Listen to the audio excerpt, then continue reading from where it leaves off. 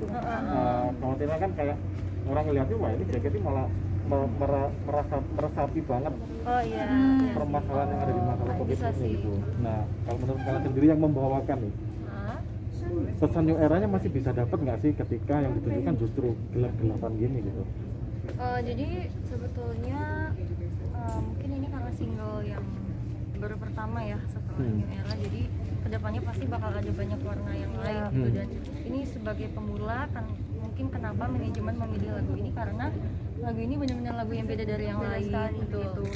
Kalau dilihat dari covernya tadi kita udah benar-benar udah menjadi member yang dewasa gitu, dan lagu ini pun dipilih karena lagu ini memang lagu dewasa gitu, bukan lagi lagu yang ceria, bukan lagi lagu yang tentang percintaannya pun juga bukan cintaannya lebih dewasa. Iya, bukan cinta-cinta yang hanya cinta monyet gitu. Yang aku suka sama dia tapi dia gak suka sama aku, nggak kayak gitu. Tapi di lagu ini ya percintaannya jauh lebih kompleks dan ya jauh lebih dewasa gitu. Jadi kami harap dengan single ini tuh orang-orang bisa menganggap bahwa JKT48 sekarang bukan anak-anak lagi gitu. Tapi masih yakin dengan pola gelap ini masih bisa ini jaket yang baru gitu.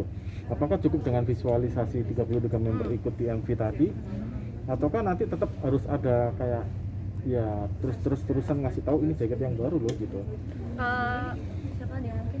Sebenarnya sih ini ya Kak. Jadi maksudnya kita tuh era one tapi emang dark gini, kita milihnya karena sebenarnya itu arti dari lagunya sendiri itu yang tadi Cica bilang itu kan cinta yang dewasa, dan sebenarnya banyak banget sisi-sisi percintaan lain yang kadang tuh nggak bisa ditunjukkan oleh remaja seumuran kita yang sekarang kan.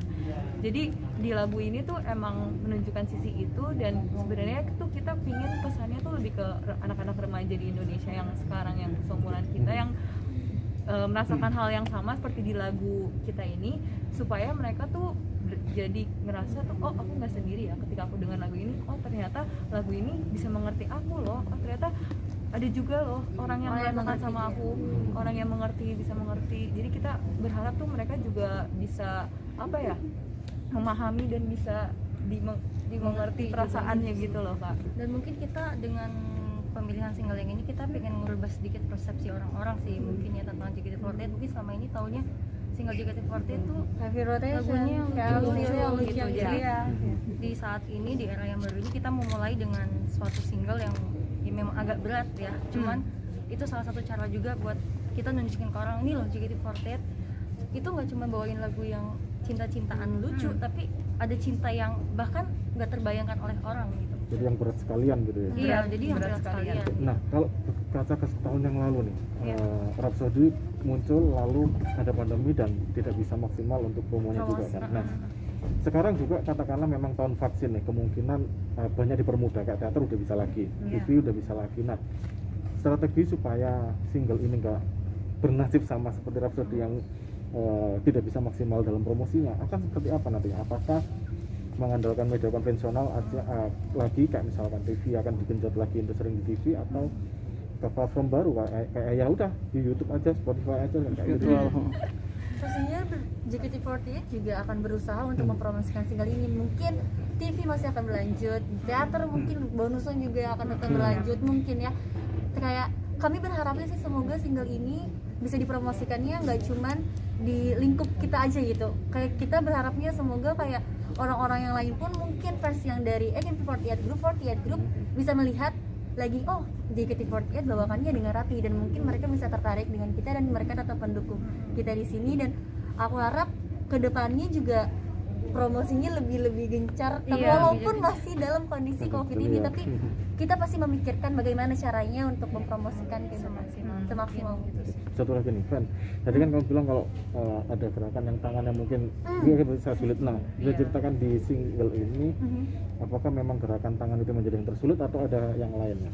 Tersulit sih bisa dibilang beda sekali ya, kan misalnya lagu JKT48 itu biasanya kita bilang aja mungkin Uza itu lagu yang susah, tapi di lagu ini tuh pembawaan, attitude, dan gimana cara kita menggerakkan tangan supaya terlihat sama dan indah, itu menurut aku sesuatu yang sulit saat kita latihan bareng, karena kita berbeda generasi dan gapnya lumayan cukup terjangkau karena jauh.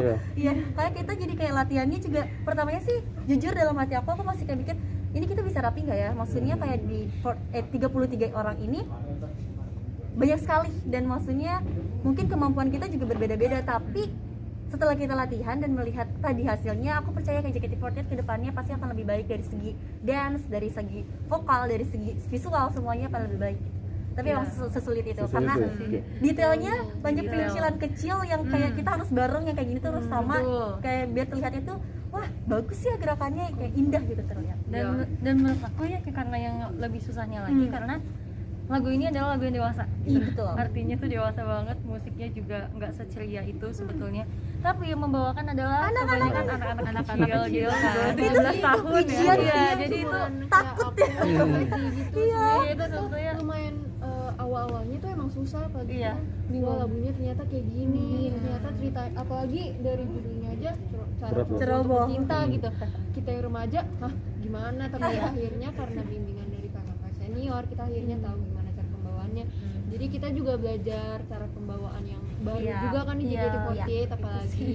Iya, jadi kita banyak belajar juga buat membawakan itu. Pernah ngalamin nggak sih? Ya, Belum sih. ya mungkin Belum langsung dijawab Pak.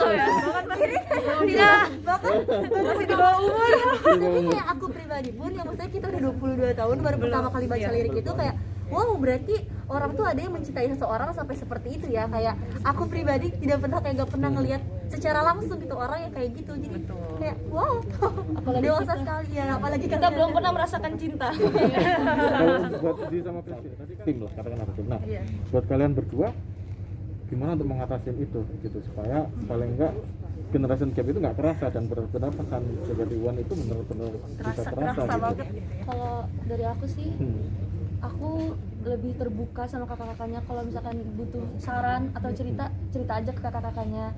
Kalau sama yang umurnya mungkin di bawah kita lebih ke lebih bergaul bareng gitu. Kayak misalkan kemarin sembari nunggu syuting kita main game bareng, kayak kita download game barengan yuk, kayak main lebih kebersamaan gitu, jadi terbiasa bersama. Jadi kayak gitu. Sama sih kalau sama kakak seniornya juga, kadang waktu itu juga pas syuting pernah kita kumpul, ada Cicani juga, jadi kayak ngasih saran ke kita gitu, terus kita juga Dengerin.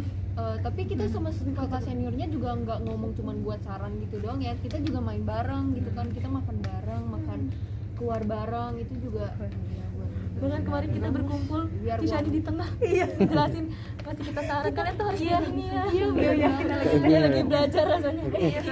Pertanyaan terakhir nih, seberat apa sih kalian saat ini berada di JKT ini di era restrukturisasi ini? Di tengah kemarin juga banyak banget yang berat juga, kemarin Yuri juga bilang bagus banget kalau teman-teman yang di sini tuh juga merasakan sakit yang sama juga gitu. Nah, bisa digambarkan nggak sih seberat apa sih kalian menjadi member saat ini di era restrukturisasi ini? Oh, benar banget sih Kak. Soalnya tuh kan yang tadi dia bilang ya, kita kayak mulai dari awal JKT ada gitu loh. Jadinya kita juga ngerasain awal JKT tuh ternyata kayak seberat ini ya. Kita dari awal kayak buat promosi, buat single baru tuh kayak memperkenalkannya tuh kayak sulit banget. Udah gitu kita juga biasanya ada 3 tim, misalnya ada event ini ganti-gantian. Tapi kalau ini kan kita juga yang harus semuanya gitu.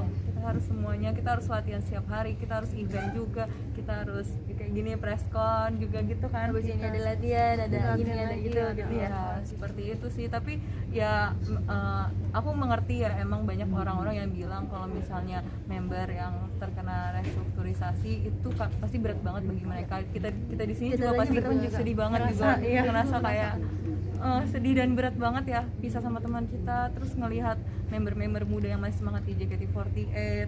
Kan kita juga nggak mau sebenarnya ini ya tuh kayak gini gitu loh.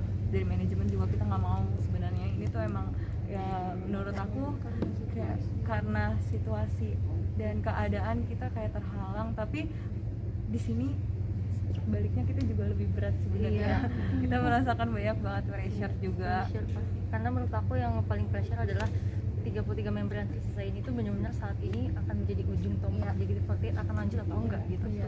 Mungkin saat ini orang ngeliatnya enak stay, tapi Enggak, sebenarnya tidak segampang semudah itu, itu. gitu. Bahkan kita yang diberikan tanggung jawab untuk gimana caranya mempertahankan grup ini. Maksudnya gagal atau berhasilnya itu ada di tangan kita gitu. Jadi itu sih ya sebenarnya tantangan terberat. Jadi makanya kita harus mulai banget dari awal, bimbing banget adik-adik ini sampai nanti gitu itu sih, karena kita akan menjadi ujung tombak JKT48 saat ini.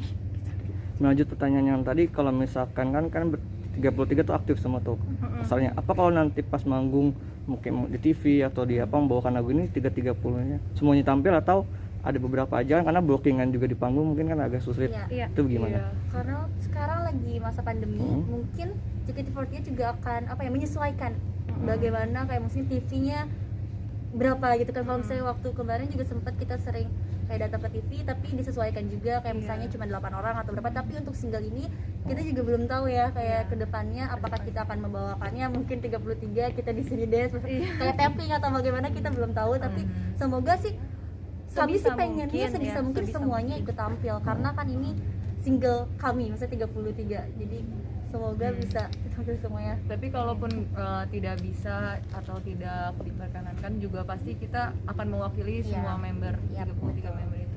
Di New Era ini kan fans pasti penting buat kalian ini supaya kalian bisa tetap bareng-bareng sama fans karena event udah nggak bisa jalan. Itu kalian apa sih mungkin yang selama ini belum dilakukan, ada ide-ide terbaru mungkin dari kalian yang ingin dituangkan juga mungkin? Ide-ide terbaru apa ya, sebenarnya udah cukup banyak sih inovasi yang dilakukan di JKT48 gitu, apalagi di masa pandemi ini semuanya via online, dan menurut kami video call secara online itu udah salah satu inovasi yang bagus banget. Terus Ada live live streaming teater teater juga gitu sih. Kita juga ada aplikasi showroom juga untuk saat ini sama fans juga. sama fans. Gitu sih, jadi ya semaksimal mungkin kita nanti pasti kedepannya semoga akan ada inovasi yang lain juga sih. Oke, sip. Thank you. Terima kasih ya.